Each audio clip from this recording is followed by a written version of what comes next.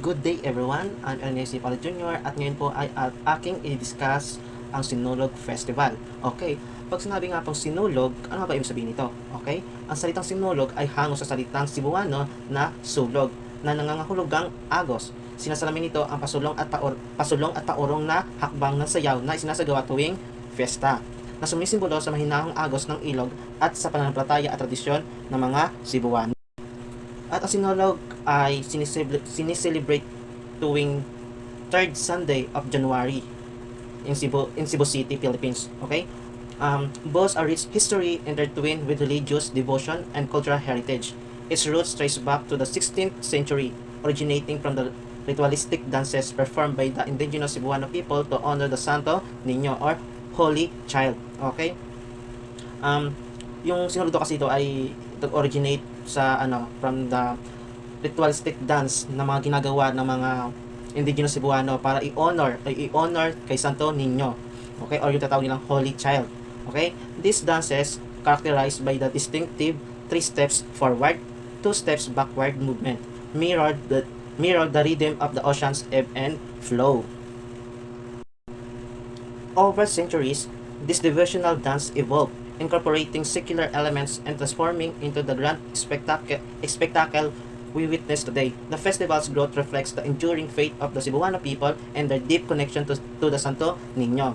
Okay? It provides a concise historical overview, emphasizing the evolution from the simple religious ritual to a major cultural event.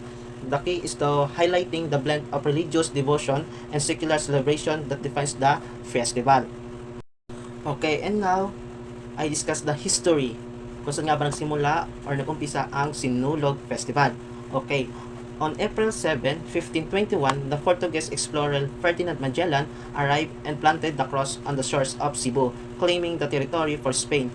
He presented the image of the child Jesus, the Santo Niño, as baptismal gift to Hara Amihan, wife of Raha Humabon. Hara Amihan was later named Queen Juana in honor of Juana, mother of Carlos.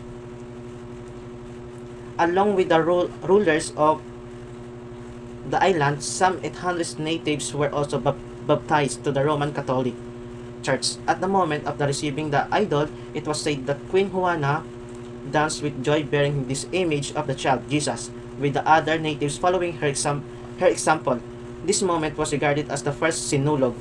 Okay, nung nung April 7, 1521 ay di ba nga pumunta dito si Ferdinand Magellan sa Philippines noong unang panahon, kung saan siya ay pumunta sa Cebu, kung saan parang binigyan niya si Hara Amihan o si Queen Juana ng Santo Niño, kung saan para mapalalim yung pagiging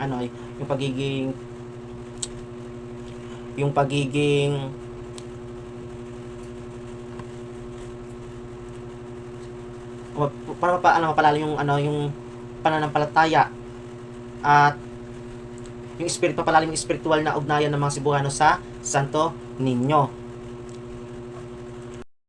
This event is frequently used as basis for most Sinulog dances, which dramatize the coming of the Spaniards and the presentation of Santo Niño to the Queen. A popular theme among Sinulog dances is Queen Juana holding the Santo Niño in her arms and using it to bless to her people who are often afflicted by sickness caused by demons and other evil spirits. Okay.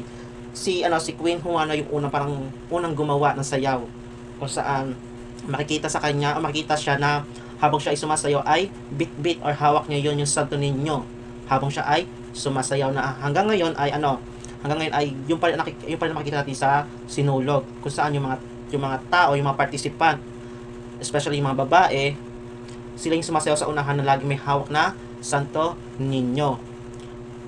Tapos yung kanta nila, yung chanting nila is parang may yung chanting nila is yung Viva Pit Señor. Kung ang ibig sabihin kasi ng Viva ay Pit Señor.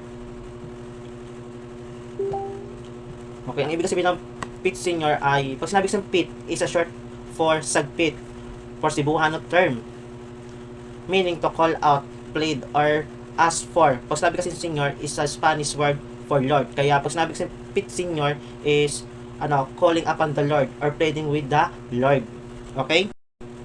Okay, pagmasdan po ang ating larawan. Okay, kung saan makikita natin yung mga participant o yung mga taong sumasayaw ng yung isang babae sa unahan ay siya ay may hawak na Santo Niño. Ganyan po kasing ginawa ni Queen Juana noong dumating o binigyan siya ni Ferdinand Magellan ng Santo Niño, o binigay sa kanya ni Magellan yung imahe ng Santo Niño. Sumasayaw siya habang habang hawak o dala niya yung Santo Niño. Okay, and now we discuss the significance and cultural context.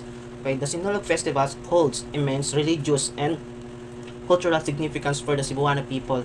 The Santo Niño, a revered image of the child Jesus, is central to the festival, symbolizing faith, hope, and miraculous intervention.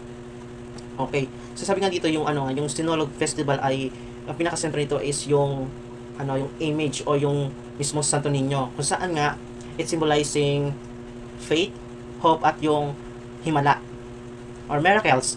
Okay, the festival is a powerful demonstration of the deep-rooted devotion of Cebuanos to the Santo Niño and the strong sense of cultural identity.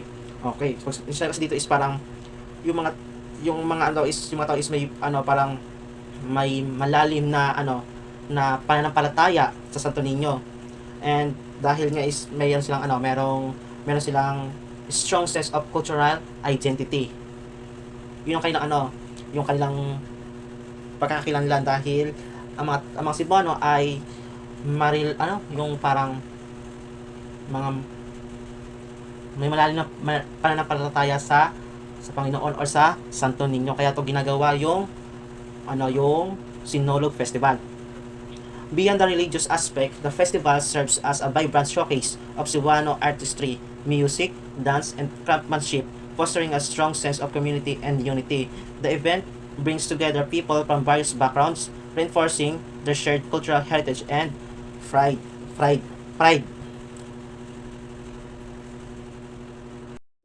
Okay, sinasabi dito, bukod sa religious aspect, ang Sinulog Festival ay nagpapakita rin ng mga Cebuano artistry, yung mga yung mga kakayahan o talent or skills ng mga Cebuano, tulad din sa mga music, dance, craftsmanship, for a strong sense of community and meron lang unity. Okay, alam naman natin na ang Sinulog ay isa sa pinakamalaki na festival dito sa Pilipinas, kung saan maraming mga tourist o turista ang mga dumadayo dito upang makita o masaksihan ang Sinulog Festival at makita yung iba't ibang event na ginagawa during Sinulog Festival. Kagaya nga dito meron tayong mga parade, tapos yung mga food stall, siyempre yung posisyon, hindi mawawala yan, street dancing, yan, kung saan pinapakita ng mga taga Cebuano kung anong kakayahan meron sila. Okay? This focuses on the deeper meaning of the festival, emphasizing the religious devotion and its role in shaping Cebuano identity and community.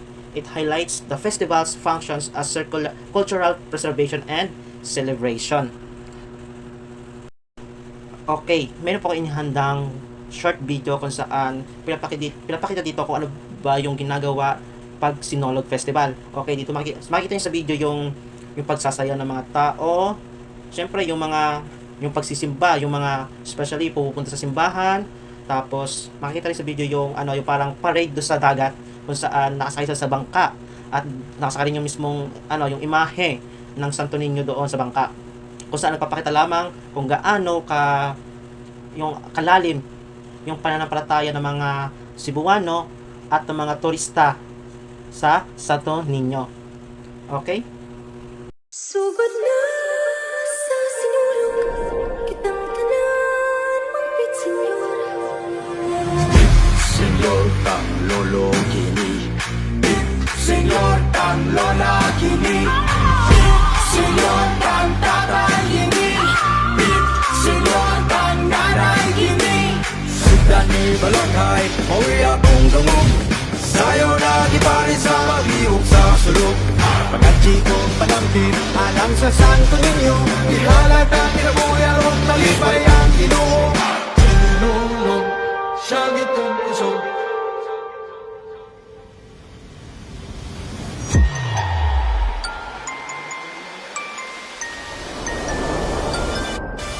Sugod na sa sinulog kitang tanan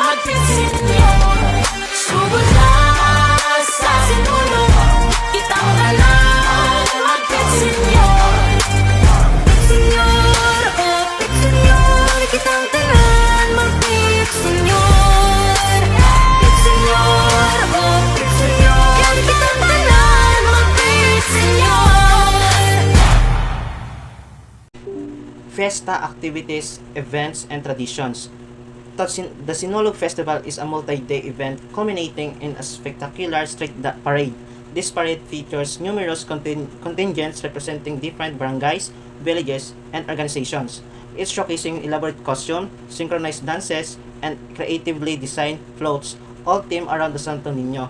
The vibrant costume, rhythmic drumming, and energetic dancing create an electrifying atmosphere. But the festival also includes una ay yung street dancing competition.